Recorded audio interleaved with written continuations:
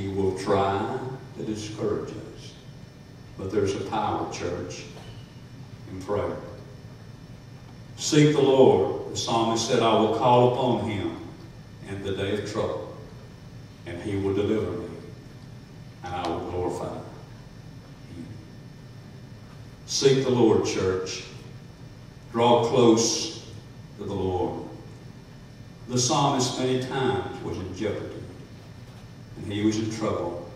David was, and the other psalmists were at times. They were in trouble many times. In one psalm it says, I will lift up mine eyes and look into the hills, from whence cometh my help. My help comes from the Lord that made the heavens. Yeah. In closing tonight, I was watching some of the events today, and I don't mind telling you, I'm concerned about this hurricane.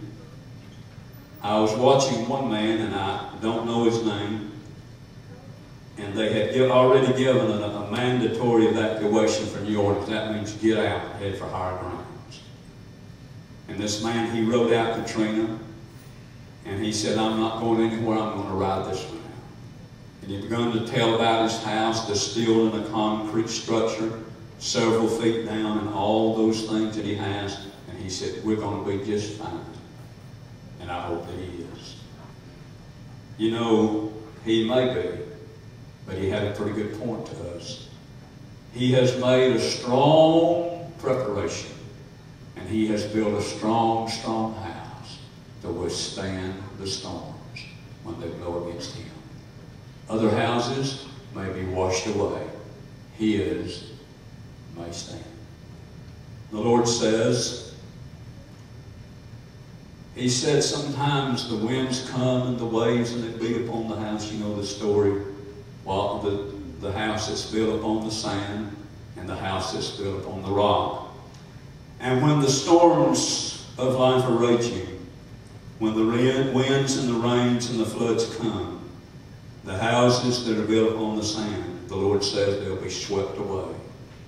This storm very possibly will sweep away several houses because they're built upon the sand, right next to where the flood waters come and where they live. I'm not speaking evil of them. You may have a vacation home. That's just wonderful. If I was rich, I probably would have one too. But I wouldn't be there tonight. I would respect enough to get out. Now, we've seen this evacuation. We've seen these storms hit before, and we know what is going on. Here's what I would leave with you.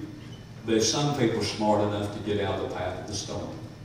There's some people that they'll gas up the car and they'll get the kids and they'll get the pets and they will use wisdom and they will head for higher grounds and they will avoid the path of the storm. There are going to be some storms that you and I can avoid by prayer and staying humble before the Lord and living by the words of God. There are going to be some storms that you can't get around. They're just going to come. They hit the disciples. They've hit God's people from the beginning of time all the way until the end of time. They have hit God's people. Hebrews chapter 11 talks about those who are the heroes of the faith, and they went through things like we've never seen before. Isaiah the prophet, we believe, was the Psalm 92. Some of them were beheaded, they were martyred, they were killed. God doesn't promise us that we won't have troubles.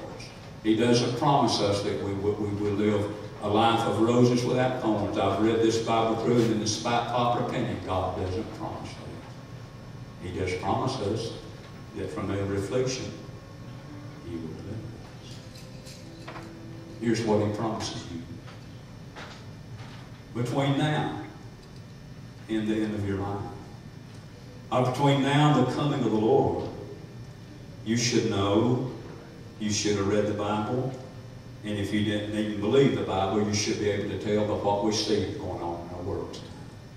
You should know that these last days are going to bring storms for our troubled world. Shall we stand?